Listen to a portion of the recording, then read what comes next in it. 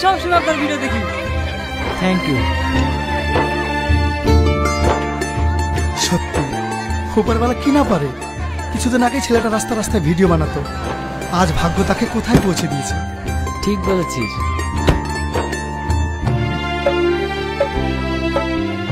কি হচ্ছে এখানে? রাস্তার মাঝে এত ভিড় কিসের? ম্যাডাম, এখনকার ইউটিউব জগতের সব থেকে ভাইরাল প্লেয়ার রিয়াজ সাহেব এসেছে, সেই জন্য এত ভিড়। রিয়াজ?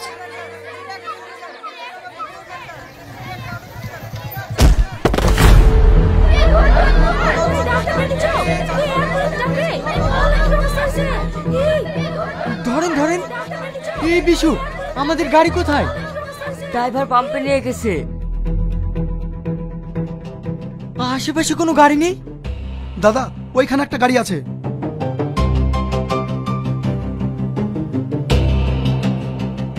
রিয়াজ? রিয়াজ? ড্রাইভার কোথাও দাঁড়াবে না, সরাসরি হসপিটালে নিয়ে যাবে। তাড়াতাড়ি যাও। রিয়াজ? রিয়াজ?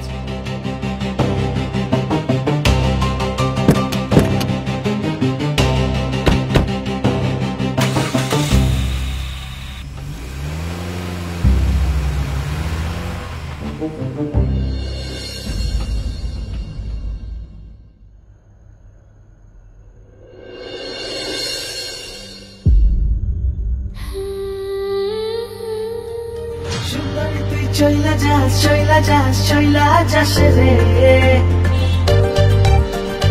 আমার সাথে চল একটি কথা বল, তোরে আমি ফুসকা খাওয়াই।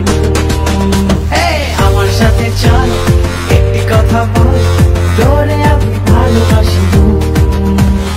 সুন্দরী তুই চইলা যাস চইলা যাস চইলা যাস রে, আমার সাথে চল একটি কথা বল, তোরে আমি ফুসকা খাওয়াই।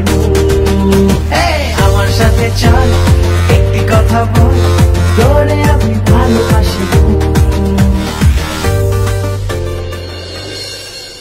আপনাদের গ্রামে এসেছি, আপনারা যে যা পারবেন আমাদেরকে কিছু দিয়ে সাহায্য করুন।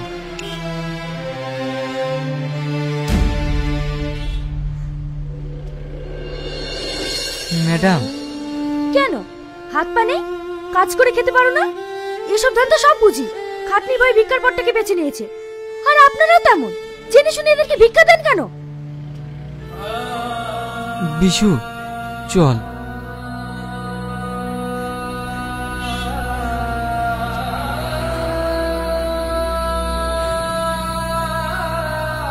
মা, তুমি এটা ভুল ভাবছো। ও এটা নিজের জন্য করছে না। ওর সাথে যে বাচ্চাটাকে দেখছো, ওর বাবা ভীষণ অসুস্থ, অপারেশন করতে অনেক টাকা লাগবে। তাই ওরা এভাবে নাচ গান করে কিছু টাকা তুলছে, যাতে ওর বাবার অপারেশনটা করাতে পারে। তাছাড়া ছেলেটা খুবই ভালো, সবসময় অন্যের বিপদে আপদে ঝাঁপিয়ে পড়ে। আমি না জেনে অনেক বড় ভুল করে ফেললাম। ওকে আমার এইভাবে বলাটা উচিত হয়নি। হ্যাঁ ম্যাডাম, এর জন্যই বলে কারো সম্বন্ধে কোনো কিছু না জেনে কোনো মন্তব্য করতে নেই।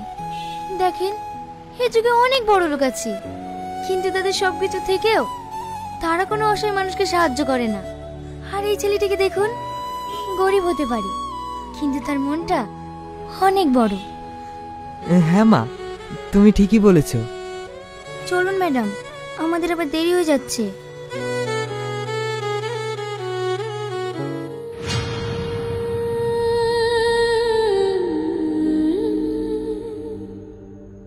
মানুষটা সেই একই রকম আছে, একটুও বদলায়নি।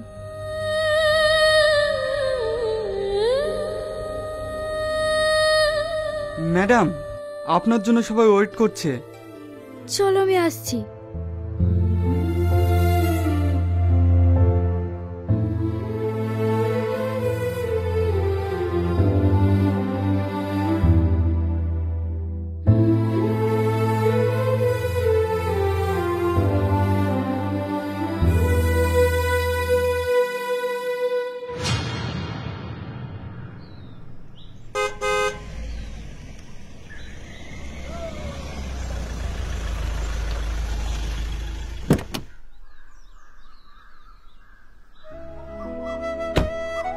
কি ব্যাপার আপনি?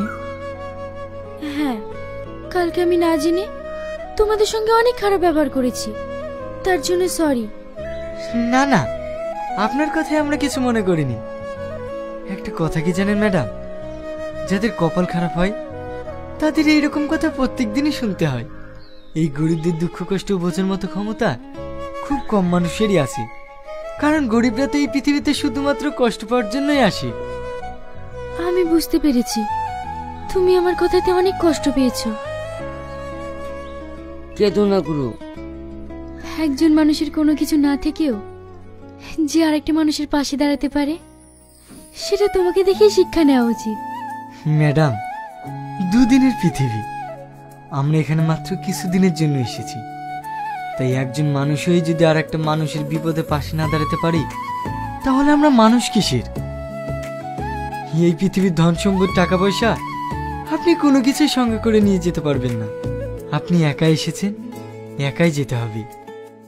তাহলে আমাদের এত অহংকার কিসের? তাই আমার একটু সাহায্যের কারণে যদি কোনো মানুষের মুখে হাসি ফোটাতে পারি, এতেই আমি অনেক খুশি। সত্যি আপনার তুলনা নেই। চল বিশু।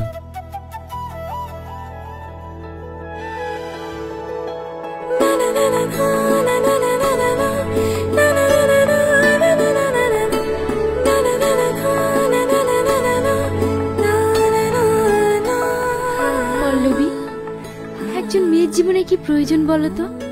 কি ম্যাডাম? একজন সত্যিকারের মনের মানুষ।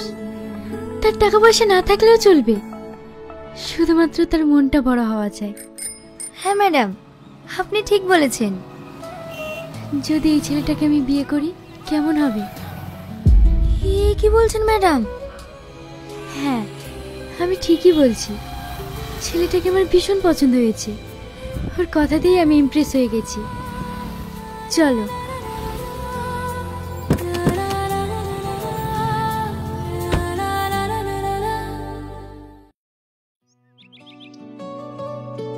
ড্যাডি, তোমার সঙ্গে আমার একটা কথা ছিল। কি কথা? আমি বিয়ে করতে চাই। এ তো খুশির খবর।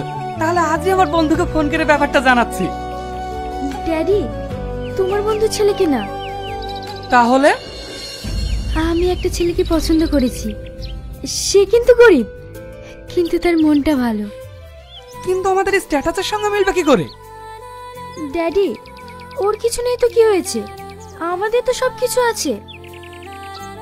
দেখ, তোর মা মারা যাওয়ার পর থেকে তোর কোনো কিছুতেই অমত করিনি। তাই তুই যেটা ভালো বুঝিস সেটাই কর। তোর খুশিতেই আমি খুশি।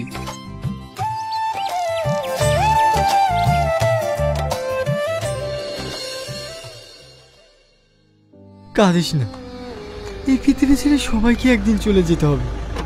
এই কষ্টটা আমি অনেক আগেই পেয়েছি, কিন্তু আমাদেরকে তো বাঁচতে হবে। বল, খেয়ে নে। রিয়াজ। ম্যাডাম, আপনি? বিশু।